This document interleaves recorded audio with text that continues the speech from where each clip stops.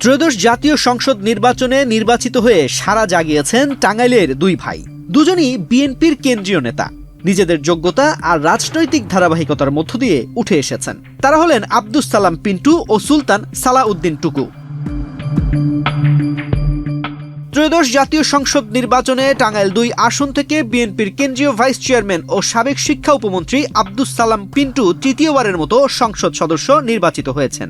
তিনি এর আগে ১৯৯১, ১৯৯৬ এবং ২০০১ সালে একই আসন থেকে জয়ী হয়েছিলেন। অথচ এই নির্বাচনে অংশগ্রহণ করাটাই স্বপ্নের মতো। সবচেয়ে সুস্বাদু হালিম রাঁধুনি হালিম। হালিম হোক রাঁধুনি হালিম। দীর্ঘ ১৭ বছর কারাগারের অন্ধকারে কাটিয়েছেন তিনি। ২০০৪ সালের ২১শে আগস্টে আওয়ামী লীগের সমাবেশে গ্রেনেড হামলার মামলায় তাকে মৃত্যুদণ্ড দিয়েছিলেন আদালত। মৃত্যুর দিন গুণে কনডেমড সেলে কাটাতে হয়েছে বছরের পর বছর। ২৪-এর ৫ আগস্ট গণঅভ্যুত্থানের পর পরিবর্তিত রাজনৈতিক পরিস্থিতিতে তিনি আদালত থেকে খালাস পান। ওই বছরের ডিসেম্বর মাসে তিনি কারামুক্ত হন।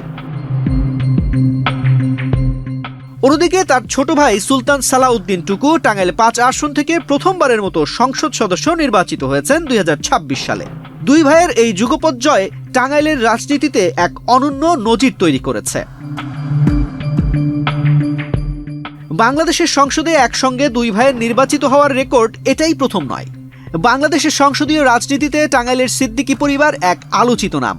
বিশেষ করে প্রবীণ রাজনীতিক আব্দুল লতিফ সিদ্দিকী এবং বঙ্গবীর কাদের সিদ্দিকী নিজ নিজ এলাকায় কয়েক দশক ধরে নিজেদের প্রভাব অক্ষুণ্ণ রেখেছেন। আওয়ামী লীগের রাজনীতির চড়াই উতরাই পেরিয়ে এই দুই ভাই বারবার জাতীয় সংসদে জনগণের প্রতিনিধিত্ব করেছেন। আব্দুল লতিফ সিদ্দিকী টাঙ্গাইল ৪ আসন থেকে মোট ৬ বার সংসদ সদস্য নির্বাচিত হয়েছেন। ১৯৭০ ও ১৯৭৩ সালের পর তিনি ১৯৯৬ সালে ৬৯,০৫৫ ভোট এবং ২০০৮ সালে রেকর্ড ১,৩১,৭৪৫ ভোট পেয়ে আওয়ামী লীগের টিকিটে বিজয়ী হন। ২০১৪ সালে বিনা প্রতিদ্বন্দ্বিতায় নির্বাচিত হলেও পরবর্তীতে পদত্যাগ করেন। তবে ২০২৪ সালের নির্বাচনে স্বতন্ত্র প্রার্থী হিসেবে ট্রাক প্রতীকে ৭০,৯৪০ ভোট পেয়ে তিনি পুনরায় প্রমাণ করেন যে দলীয় প্রতীকের বাইরেও তার ব্যক্তিগত জনসমর্থন অটুট। অন্যদিকে কাদের সিদ্দিকী টাঙ্গাইল ৮ আসন থেকে মোট ৩ বার সংসদ সদস্য নির্বাচিত হন। ১৯৯৬ সালের নির্বাচনে আওয়ামী লীগের প্রার্থী হিসেবেও তিনি বিজয়ী হন। এরপর দল থেকে পদত্যাগ করে ১৯৯৯ সালের উপনির্বাচনে পুনরায় জয়লাভ করেন।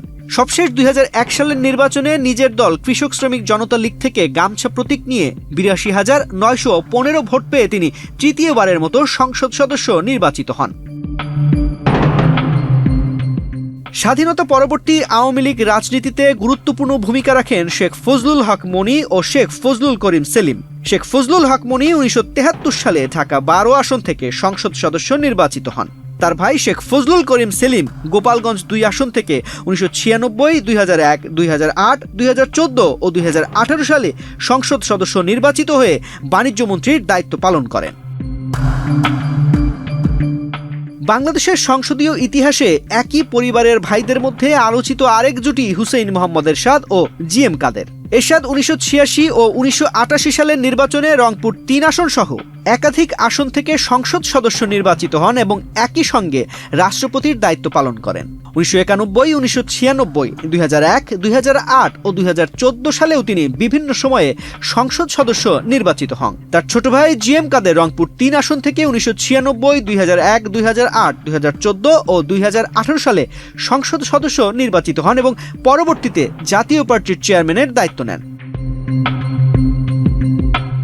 সৈয়দ আশরাফুল ইসলাম কিশোরগঞ্জ ১ আসন থেকে ১৯৯৬, ২০০১, ২০০৮ ও ২০১৪ সালে সংসদ সদস্য নির্বাচিত হন এবং স্থানীয় সরকার মন্ত্রী হিসেবে দায়িত্ব পালন করেন। তার ভাই সৈয়দ সাফায়েতুল ইসলাম ২০০১ সালে অনুষ্ঠিত ৮ম জাতীয় সংসদ নির্বাচনে কিশোরগঞ্জ ৫ আসন থেকে সংসদ সদস্য নির্বাচিত হন।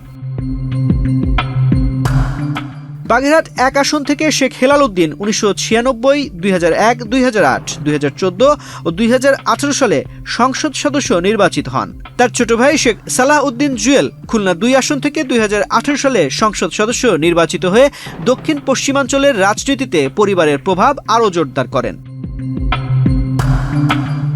মাদারীপুর ১ আসন থেকে নুরি আলম চৌধুরী লিটন 2008, 2014 ও 2018 সালে সংসদ সদস্য নির্বাচিত হয়ে জাতীয় সংসদের চিফ হুইপের দায়িত্ব পালন করেন এবং তার ছোট ভাই মুজিবুর রহমান চৌধুরী নিক্সন ফরিদপুর 4 আসন থেকে 2014, 2018 ও 2024 সালে সংসদ সদস্য নির্বাচিত হন। বিশেষ করে 2014 ও 2018 সালে স্বতন্ত্র প্রার্থী হিসেবে জয়ী হয়ে একই সংসদে ভাইয়ের সঙ্গে বসার নজির স্থাপন করেন।